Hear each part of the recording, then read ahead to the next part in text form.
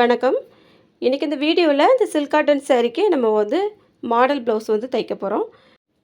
இந்த ப்ளவுஸோட கலர் பார்த்திங்கன்னா நல்லா மயில் பச்சை கலரில் இருக்குது. சாரியோட கலர் நல்லா லைட்டாக இருக்குது பாருங்கள். பச்சையும் இல்லாமல் ப்ளூவும் இல்லாமல் ஒரு லைட் கலரு. அதை நம்ம இன்றைக்கி சாரியிலேருந்து கொஞ்சம் கிளாத் கட் பண்ணி எடுத்துருக்கோம். இதில் ப்ளவுஸை கட் பண்ணிவிட்டு சாரியில் உள்ள கிளாத்தை வச்சு மாடல் வச்சு தைக்க போகிறோம். இந்த மாடல் காலேஜ் பிள்ளைங்கலாம் ரொம்ப விரும்பி போடுற மாதிரி தான் இருக்கும். தைக்கிறது ரொம்ப ஈஸி தான். நான் எப்படி தைக்கலாங்கிறத காமிச்சிருக்கேன். வீடியோ ஸ்கிப் பண்ணாமல் முழுமையாக பாருங்கள். இப்போ நல்ல கிளாத்லேயும் லைனிங்லேயும் முதுகு பக்கத்தை கட் பண்ணி எடுத்து வச்சுருக்கேன். இதில் நம்ம லைனிங்கில் எப்போவுமே அளவு போடுவோம் பாருங்கள், அதே மாதிரி அளந்துருக்கேன்.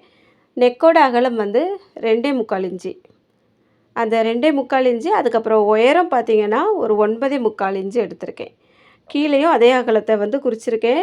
2.25 இன்ச்சு அகலம் மேலேயும் கீழேயும் குறிச்சிட்டு உயரம் ஒரு 9.25 இன்ச்சு மார்க் பண்ணி பாக்ஸ் வரைஞ்சி விட்டுருக்கேன். இப்போ இதில் மேலேருந்து ஒரு 3-4 இன்ச்சுக்கு கீழே லைட்டாக உள் பக்கமாக ஒரு 1/4 இன்ச்சு அளவுக்கு வளைச்சி இந்த கீழே ஒரு 1.5 இன்ச்சுக்கு மேலே கொஞ்சம் கார்னர் ஒரு 1/4 இன்ச்சுக்கு வெளியில் வர்ற மாதிரி அதுக்கப்புறமா நம்ம ரவுண்டாக மார்க் பண்ணிடலாம். அதுக்கு கீழே ஒரு 1.5 இன்ச்சுக்கு நம்ம கொஞ்சம் ரவுண்டு மாதிரி மார்க் பண்ணி அந்த கார்னரில் முடிச்சு விட்டு கட் பண்ணி எடுத்துக்கிடலாம். இப்போ இதிலேருந்து ஒரு சின்ன பீஸ் இருக்குது பாருங்கள். இதை நம்ம கட் பண்ணி பத்திரமா எடுத்து வச்சுடுவோம். இது நமக்கு கடைசியில் அளக்கிறதுக்கு தேவைப்படும். எப்போவுமே நம்ம மாடல் கட் பண்ணும்போது இந்த ஒரு விஷயத்தையும் நம்ம சரியாக பார்க்கணும். ஏன்னா நமக்கு கட் பண்ணி எடுக்கிறதோட நம்ம அதை வீணாக தூக்கி தூர போட்டுறக்கூடாது. நமக்கு அந்த அளவு தான் கடைசியில் அளந்து தைக்கிற மாதிரி இருக்கும். அதனால் எப்போவுமே பத்திரமா எடுத்து வச்சுக்கோங்க. இப்போ நெக்கையும் கட் பண்ணி எடுத்துட்டேன். நல்ல கிளாத்லேயும் கழுத்தை கட் பண்ணி எடுத்தாச்சு. இப்போ இதை அப்படியே ஓப்பன் பண்ணிடலாம். நல்ல பக்கத்துக்கு மேலே நம்ம இந்த லைனிங்கை வைக்கணும். லைனிங்கை வச்சுட்டு நெக்கில் நமக்கு 1/4 இன்ச்சு தான் தைக்கக்கூடிய அளவு. அந்த 1/4 இன்ச்சு அளவை அப்படியே தையல் போட்டு கொண்டுட்டு வரலாம். அந்த வளைவு வரக்கூடிய இடத்துல கரெக்டாக அந்த வளைவு வர மாதிரியே எடுத்துகிட்டு கார்னர் வரும்போது அப்படியே கொண்டு நிறுத்தி திருப்பிட்டு மறுபடியும் அந்த வளைவு வர இடத்துல அப்படியே கொண்டுட்டு வரலாம். இப்போ நமக்கு 2 இடத்துல கார்னர் வர்ற மாதிரி இருக்குது. மற்ற இடத்துலலாம் கொஞ்சம் வளைவாக தான் வந்திருக்கு. அதுக்கேற்ற மாதிரி தைச்சி வெளியே எடுத்தாச்சு. கொஞ்சம் உள்பக்கம் அதிகமாக கிளாத் நின்னதுன்னா அதை கட் பண்ணி விட்டுடலாம். அந்த வளைவுகள் வரக்கூடிய இடத்துலலாம் கட் பண்ணி விட்டுட்டு கார்னர்லேயும் நூலில் கட் ஆகிற அளவுக்கு கட் பண்ணி விட்டுடணும். இப்போ நம்ம அப்படியே இந்த லைனிங்கை திருப்பலாம். திருப்பும்போது அந்த வளைவு வரக்கூடிய இடத்துலலாம் கொஞ்சம் நல்லா கையால் எடுத்து எடுத்து விட்டுட்டு நம்ம திருப்பி நகத்தால் கொஞ்சம் ராவி விட்டுட்டோம் அப்படின்னா அழகாக வளைவு வந்துடும். இது நம்ம கேன்வாஸ் வச்சு கூட தைக்கலாம். ஆனால் கொஞ்சம் கிளாத்து கம்மியாக இருந்ததுனால நான் இதில் அப்படியே நெக்லேயே கட் பண்ணி நான் தைச்சிருக்கேன். இதுவும் ஈஸியாக தான் இருக்கும்.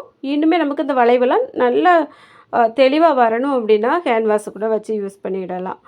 உங்களுக்கு கேன்வாஸ்லாம் வச்சு தைக்கிறது பிடிக்கும் அப்படின்னா அதே கூட தைச்சி பார்த்துக்கோங்க. இது நான் எப்படி கட் பண்ணேனோ அதே மாதிரி கரெக்டாக அந்த இடத்த எடுத்துட்டேன். இப்போ 2 கிளாத்தையும் சேர்த்து வச்சு விளிம்பில் தையல் போட்டு வெளியில் எடுத்தாச்சு. இப்போ அப்படியே லைனிங் பக்கத்தில் திருப்பிட்டு லைனிங்கோட அளவுக்கு சுற்றியும் ஜாயிண்ட் தையல் போட்டு வெளியே எடுத்துடலாம். லைனிங்கை விட்டு எக்ஸ்ட்ரா வெளியே நிற்கக்கூடிய கிளாத்தெல்லாம் கட் பண்ணி எடுத்துக்கிடுவோம். அப்போ தான் நமக்கு எப்போவுமே அந்த ஃபினிஷிங் வரும். இப்போ எல்லா இடத்துலையும் அந்த எக்ஸ்ட்ரா கிளாத்தை கட் பண்ணி எடுத்து வச்சதுக்கப்புறமா நம்ம இதில் மாடல் தைக்கணும். அதுக்காக நம்ம சாரியில் உள்ள கிளாத் இருக்கு இல்லையா, அதை கொஞ்சம் 1.5 இன்ச் அகலத்துக்கு கிராஸாக கட் பண்ணி நான் ஜாயிண்ட் பண்ணி வச்சுருக்கேன். இந்த வீடியோ மிஸ் ஆகிட்டு அதனால் காமிக்க முடியலை. இப்போ நம்ம எப்போவுமே கிராஸ் பீஸ் ஜாயின் பண்ணுவோம் பாருங்கள், அதே மாதிரி தான் இந்த கிளாத்தோட அகலம் மட்டும் 1.5 இன்ச்சு இருக்கிற மாதிரி பார்த்துடணும். இப்போ ஜாயின் பண்ணி வச்சுருக்கோம் இல்லையா, அந்த பிசுறு இப்போ மேலே தெரிகிற மாதிரி இருக்குது பாருங்கள். உள்பகுதியில் நல்ல பக்கம் வர்ற மாதிரி வச்சுட்டு இந்த 2 கிளாத்தையும் ஒரே லெவலில் வச்சுருக்கேன். வச்சுட்டு நமக்கு நடுவில் ஒரு 1/2 இன்ச்சு வர்ற மாதிரி இருக்கும். வெளியில் 1/4 இன்ச்சு அந்த பிசுறு 1/4 இன்ச்சுக்கு வர்ற மாதிரி இருக்கும். அந்த அளவுக்கு வச்சுட்டு அப்படியே 2யும் ஜாயின் பண்ணி தையல் போட்டு கொண்டுட்டு வந்துட்டுருக்கேன். இதை நம்ம கடைசியில் தைச்சி முடிச்சுட்டு அதுக்கப்புறமா நம்ம பாயிண்ட் ஊசி இருக்கு இல்லையா, அதை வச்சு திருப்புற மாதிரி இருக்கும். அதுக்கேற்ற மாதிரி நம்ம தையல் போட்டுட்டு கடைசியில் தையலை அப்படியே கேப் விடாமல் முடித்து எடுத்துக்கிடலாம். அப்போ தான் நம்ம ஊசியால் திருப்புறதுக்கு நல்லா வசதியாக இருக்கும். கொஞ்சம் நிறையவே கிளாத் ஜாயின் பண்ணியிருந்தேன். அதனால் கொஞ்சம் லேட் ஆக தான் செய்து தைக்கிறதுக்கு. இப்போ பாருங்கள், நம்ம இதில் அந்த தையல் போட்டு முடித்து எடுத்திருக்கேன் பாருங்கள். அந்த இடத்துல கேப் இல்லாமல் முடித்து எடுத்திருக்கேன். அதுக்கு நடுவில் ஊசியை வச்சுருக்கேன். நம்ம ஊசியோட காது பகுதி இருக்குது பாருங்கள், அதை அப்படியே உள்ளே தள்ளி விட்டோம் அப்படின்னா அழகாக மேலே வந்துகிட்டே இருக்கும். நம்ம கொஞ்சம் கொஞ்சமாக தள்ளி தள்ளி கீழே எடுத்துடலாம். நம்ம எப்போவுமே அந்த நாட்டெல்லாம் திருப்புவோம் பாருங்க, அதே மெத்தடு தான். நிறைய இடத்துல ஜாயிண்ட் போட்டிருக்கிறதுனால கொஞ்சம் அந்த இடத்துலலாம் நின்று நின்று திருப்பிட்டுருக்கேன். அப்படி இல்லைன்னா கொஞ்சம் நமக்கு ஒரே நேர் பீஸாக இருந்தால் திருப்புறதுக்கு நல்லாயிருக்கும். நான் வந்து ஜாயின் போட்டிருக்கிறதுனால கொஞ்சம் பொறுமையாக தான் திருப்பிட்டுருக்கேன். இதை திருப்பி எடுத்ததுக்கப்புறமா 2 1/2 இன்ச்சு நீளமாக இருக்கிற மாதிரி நம்ம வந்து ஒரு டேப்பால் அளந்துட்டு அப்படியே மடித்து விடலாம். ஒன்றா கட் பண்ணி எடுக்கிறதுக்கு கொஞ்சம் லேட் ஆகும். அதனால் இந்த மாதிரி எல்லாத்தையுமே ஒரே அளவுக்கு நம்ம இப்படியே கைக்குள்ளேயே மடித்து வச்சுட்டோம் அப்படின்னா கட் பண்ணி எடுக்க ரொம்ப ஈஸியாக தான் இருக்கும். ஒரே மாதிரி இருக்கிற மாதிரி பார்த்துடலாம். இப்போ அந்த மடிப்பு இருக்குது பாருங்கள், இந்த இடத்துலலாம் கட் பண்ணி விடுவோம். மறுபடியும் இந்த அடுத்த பகுதியில் வந்து மடிப்பு இருக்கும். அதையும் இந்த மாதிரி திருப்பிட்டு கட் பண்ணி எடுத்துடலாம். இந்த மாதிரி கட் பண்ணும்போது கொஞ்சம் மிச்சமாகும். அதுக்காக தான். இப்போ இதை வந்து ஒரு பக்கம் எடுத்து வச்சுக்கிடுவோம். நம்ம வந்து நெக்கில் முதுகு பக்கத்தை மட்டும் முடிச்சு வச்சுருக்கோம். இது சின்ன பீஸ் கட் பண்ணி எடுத்தோம் இல்லையா, அதை எடுத்து வச்சுருக்கேன். இப்போ ஒரு பேப்பர் வந்து எடுத்திருக்கேன். பேப்பரை 2ஆக மடிச்சிருக்கேன். மடிப்பு பகுதியும் ஒன்றா வர்ற மாதிரி வச்சுடலாம். அந்த கிளாத்தை எடுத்து மேலே வச்சுருக்கேன்.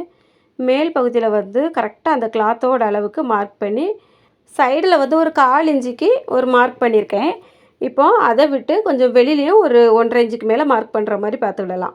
இப்போ இந்த கீழ் பகுதி இருக்குது பாருங்கள், இந்த இடத்துலையும் வந்து நான் ஒரு 3/4 இன்ச்சு அகலம் வர்ற மாதிரி மார்க் பண்ணியிருக்கேன். நான் மார்க் பண்ணியிருக்கிறத பார்த்தா உங்களுக்கு புரியும்னு நினைக்கிறேன். இப்போ இதை வந்து கட் பண்ணி எடுத்துக்கிடலாம்.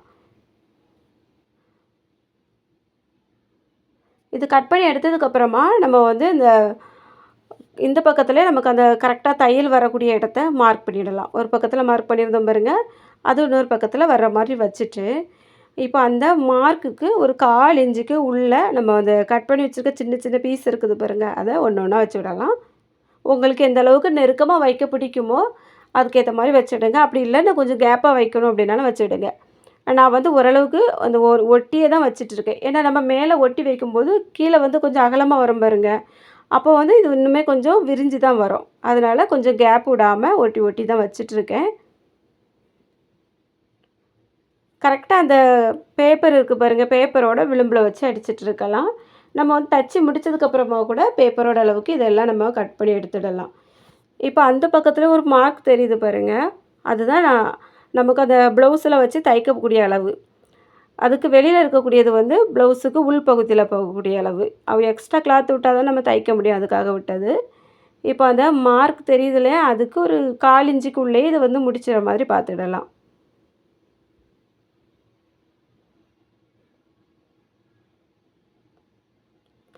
இப்போ மொத்தமாக வச்சு முடித்தாச்சு. இனி கீழே வரக்கூடிய பகுதி இருக்குது பாருங்கள், அதுலேயும் நம்ம வந்து கொஞ்சம் கரெக்டாக வச்சு வச்சு அட்ஜஸ்ட் பண்ணணும். ஏன்னா நம்ம கீழே வரும்போது கொஞ்சம் அகலமாக வரும். அதுக்கேற்ற மாதிரி கொஞ்சம் விரித்து ஒவ்வொரு கிளாத்தையும் கொஞ்சம் பொறுமையாக வச்சு வச்சு தைக்கலாம். சென்டர் மட்டும் கரெக்டாக வருதா மாதிரி பார்த்துட்டு, அதுக்கப்புறமா 2 பக்கத்துலையும் நம்ம அட்ஜஸ்ட் பண்ணனாலே சரியாக வந்துடும். இந்த கிளாத்தை வந்து ரொம்ப இழுத்து வைக்கக்கூடாது. கொஞ்சம் ஃப்ரீயாக தள்ளி விட்டுட்டு பண்ணணும். அப்போ தான் சரியாக வரும். இப்போ 2 பக்கமும் தையல் போட்டதுக்கப்புறமா எடுத்துகிட்டு பார்க்கலாம். நம்ம அந்த பேப்பரை திருப்பி வச்சுட்டு, அந்த பேப்பரோட அளவு தான் நமக்கு சரியான அளவு. அதனால் அதை விட்டு வெளியில் நிற்கக்கூடிய இந்த கிளாத் இருக்குது பாருங்க, அதெல்லாம் சரியாக கட் பண்ணி எடுத்து வச்சுக்கிடுவோம். இப்போ நமக்கு இந்த பீஸில் மேல் பகுதியிலையும் பிசுறு தான் இருக்குது. அந்த பிசுரை கவர் பண்ணணும். அதுக்காக நான் வந்து ப்ளவுஸோட கிளாத் வந்து எடுத்துக்கிட போகிறேன். ஏன்னா இப்போ இந்த லைட் கலர் வந்து சேரீயில் உள்ள கிளாத்து, அதுக்கு மேலே இந்த ப்ளவுஸோட கிளாத் வந்து கொடுத்தோம் அப்படின்னா தான் கொஞ்சம் நல்லா லுக்காக இருக்கும். அதனால் 2 கிராஸ் பீஸ் வந்து கட் பண்ணி எடுத்திருக்கேன். இதை வந்து ஒன்றா ஜாயின் பண்ணிடலாம். இது வந்து பைப்பிங் தான் கொடுக்க போகிறோம். அதனால் கிராஸ் பீஸ் தான் ரொம்ப நல்லாயிருக்கும். அதனால தான் எடுத்துக்கிடலாம். இப்போ வந்து ஒரு 1 1/4 இன்ச்சு அகலத்துக்கு அந்த கிராஸ் பீஸோட அகலம் வந்து எடுத்திருந்தேன். ஒரு பக்கத்தில் மடித்து தையல் போட்டுவிட போகிறேன். இப்போ இது நல்ல பகுதிக்கு மேலே நம்ம அந்த பிசிறு பகுதி இருக்குது பாருங்க, அதை வச்சுட்டு அப்படியே ஒரு 1/4 இன்ச்சு அளவுக்கு தையல் போட்டு கொண்டுட்டு வரலாம். நல்லா ரவுண்டாகவே அப்படியே தையல் போட்டு கொண்டு வந்து வெளியில் எடுத்துட்டு, அதுக்கப்புறமா நம்ம இந்த இடத்த வந்து அப்படியே உள்பக்கமாக மடித்து விட்டு பைப்பிங் தைப்போம் பாருங்க, அதே மாதிரி தைச்சிடலாம். இந்த பைப்பிங் வந்து ரொம்ப சின்னதாக வரணும் அப்படின்னு அவசியம் இல்லை. ஓரளவுக்கு கொஞ்சம் பெருசாக தான் இருக்கும். அப்போ தான் நல்லாயிருக்கும் பார்க்க. எப்போவுமே ஒவ்வொரு பைப்பிங்கும் ஒவ்வொரு கிளாத்துக்கு ஏற்ற மாதிரியும் ஒவ்வொரு டிசைனுக்கு ஏற்ற மாதிரி வச்சா தான் நல்லாயிருக்கும். இந்த பைப்பிங் வந்து உங்களுக்கு பார்த்தாலே தெரியும், கொஞ்சம் பெரிய சைஸாக தான் இருக்கும். இப்போ இதை அப்படியே 2ஆக மடிச்சிடலாம். மடிச்சுட்டு சென்டர் தெரிகிற மாதிரி மார்க் பண்ணி வச்சுருவோம். இந்த ப்ளவுஸோட அந்த முதுகு பகுதி இருக்கு இல்லையா, அதுலேயும் கரெக்டாக 2ஆக மடிச்சுட்டு சென்டரில் மார்க் பண்ணிவிட போகிறேன். இப்போ இந்த 2 மார்க்கும் ஒன்றா எடுத்து வச்சு பின் போட்டு எடுத்து வச்சுடுவோம். நமக்கு வந்து அந்த கிளாத்து விலகாமல் இருக்கிறதுக்கு 2 3 இடத்துல பின் போட்டு வச்சுட்டோம் அப்படின்னா தைக்கும்போது ரொம்பவே ஈஸியாக இருக்கும். இந்த சைட்லேயும் சரியான அளவை வந்து கவனிச்சுட்டு அதுலேயும் ஒரு பின் போட்டு வச்சுக்கிட போகிறேன் பாருங்கள். 2 பக்கமும் அதே மாதிரி பின் போட்டாச்சு. இப்போ அந்த சைடில் இருந்தே நம்ம அந்த கிளாத் இருக்குது பாருங்க, அந்த இடத்துல இருந்து தையல் போட்டு கார்னர் வரக்கூடிய இடத்துல நிறுத்தி அப்படியே திருப்பி வந்து அந்த கிளாத்தோட விளிம்பில் அப்படியே தையல் போட்டு கொண்டுட்டு வரலாம். இந்த பக்கம் கொண்டுட்டு வந்ததுக்கப்புறமா அதே மாதிரி அந்த கிளாத்து எந்த இடத்துல முடியுதோ அந்த இடத்துல நல்லா ஸ்ட்ராங்காக 2 தையல் போட்டு வெளியில் எடுத்துடலாம். இப்போ வந்து திருப்பிட்டு நம்ம உள் பக்கமாக இருக்கக்கூடிய பேப்பரை வந்து எடுத்து விட்டுறலாம். அதுக்கப்புறமா நம்ம வந்து இந்த இடத்துலலாம் பீடு ஒர்க் வச்சு தைக்கணும். அந்த தைக்கிற வீடியோ வந்து எடுக்க முடியலை, கொஞ்சம் அவசரமான வேலை இருந்ததுனால. இது வந்து முடித்ததுக்கப்புறமா நான் இந்த இடத்துல முன்பக்கமும் வந்து வச்சு ஜாயின் பண்ணிக்கிட போகிறேன். முன்பக்கத்துக்கு வந்து கட்டோரி தையல் வந்து போட்டிருந்தேன். அதனால கழுத்து கொஞ்சம் நார்மலாக நம்ம வந்து கிராஸ் பீஸ் வச்சு தைப்போம் பாருங்கள், அதே மாதிரி தைச்சி முடிச்சிருந்தேன். அதையும் முன்பக்கத்தை ஜாயின் பண்ணி எடுத்தாச்சு. இப்போது வந்து காப்பர் கலரில் லேஸ் எடுத்திருக்கேன். அந்த லேஸை நம்ம அந்த கழுத்துக்கு ஒரு 1/4 இன்ச்சுக்கு வெளிப்பக்கத்தில் வச்சு தையல் போட்டு கொண்டுட்டு வரலாம். நான் வந்து நிறைய வீடியோவில் சொல்லியிருக்கேன், இந்த மாதிரி தைக்கும்போது ஒரு பைப்பிங் இருந்தது போல் தெரியும் அப்படின்ட்டு. இப்போ தைக்கும்போது உங்களுக்கு தெரியும்னு நினைக்கிறேன். பாருங்கள், இதே போல் தான் அந்த கார்னர் வரக்கூடிய இடத்துலலாம் மடித்து விட்டுட்டு நம்ம நிறுத்தி அப்படி திருப்பி எடுத்தோம் அப்படின்னா நீட்டாக நம்ம நெக் எப்படி முடித்தோமோ அதே அளவுக்கு வந்துடும். அந்த லேஸை அப்படியே முன்பக்கத்துக்கும் கொண்டுட்டு வந்து முடிச்சுக்கிட போகிறேன். எப்போவுமே வந்து அந்த முன்பக்கம் நம்ம வந்து லேஸ் வைக்கிறதுக்கு முன்னாடி அந்த நெக்கை வந்து நீட்டாக நம்ம வந்து முடிச்சிட்டோம் அப்படின்னா தான் அந்த இடத்துல கேப் தெரியாது. அதை வந்து நீட்டாக கவனிச்சுக்கிடுங்க. நம்மளோட தையலோட ஃபினிஷிங் வந்து ஒரு சின்ன சின்ன விஷயங்களை நம்ம கவனித்தாலே போதும். ரொம்ப ரொம்ப ஈஸியாக மாடல் ப்ளவுஸ் வந்து தைக்கலாம். இப்போ ஒரு பக்கம் வந்து தையல் போட்டுட்டேன். இது இந்த லேஸுக்கு வெளிப்பக்கமாக இன்னொரு தையல் வந்து போட்டுடலாம். அதே போல் தான் அந்த கார்னர் வரக்கூடிய இடத்துலலாம் நிறுத்தி அப்படியே கொண்டுட்டு வந்து தையலை போட்டு எடுத்துடலாம். நெக்கு வந்து முடிஞ்சுது. இதில் அந்த பீடு வச்சு தைச்ச வீடியோ வந்து எடுக்க முடியலை, கொஞ்சம் அவசரமாக இருக்கும்போது இந்த பீடு ஒர்க் வந்து மகாட்ட கொடுத்துட்டே முடித்து எடுத்து வச்சுட்டா, நான் இன்னொரு நாள் கண்டிப்பாக அதை எப்படி வந்து நான் முடிக்கிறது அப்படிங்கிறத காமிக்கிறேன். அடுத்த வீடியோவில் இதோட கை மாடலும் அப்லோட் பண்ணுறேன். ரோப் வந்து காப்பர் கலரில் கொடுத்துருக்கேன். அதோட நுனியில் சேரீயில் உள்ள கிளாத்தும் கொடுத்து முடிச்சிருக்கேன். எப்படி இருக்குது அப்படிங்கிறத மறக்காமல் சொல்லுங்கள்.